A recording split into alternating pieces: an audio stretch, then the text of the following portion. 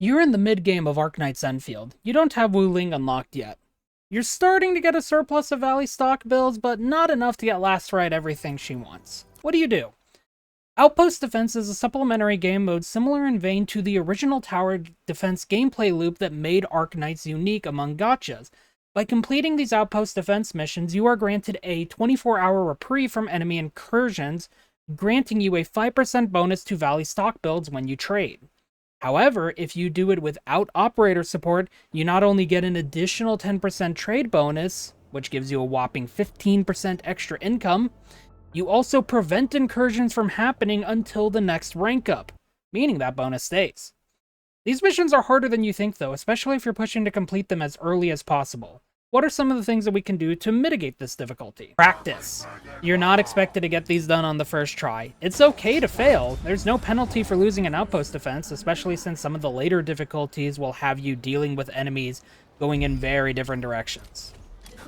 Pay attention to the radius of your towers. Some of these towers have a large radius, bigger than you might think, including one that we'll get to. Set your towers up to cover routes effectively, including ones that might be able to basically cover the route in more ways than one. That'll make sense later. There's another reason to do that, though.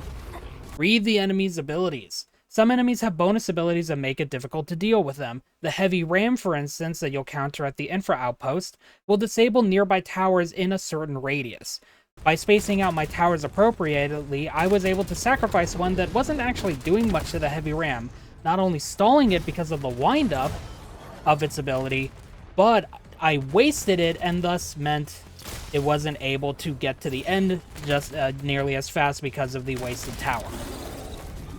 Take advantage of the free towers. When you unlock a node in the research tree, you're often not just given a blueprint of the facility you just unlocked, but a free copy of it too. For advanced towers like the Sentry and Surge towers, just having one of these trivializes certain enemies. Use the same tower between locations, especially considering the free towers. Nothing's stopping you from using the Surge tower in one location, grabbing it, stashing it, and then using it elsewhere. It definitely saved me a lot of trouble. Surge tower, my beloved.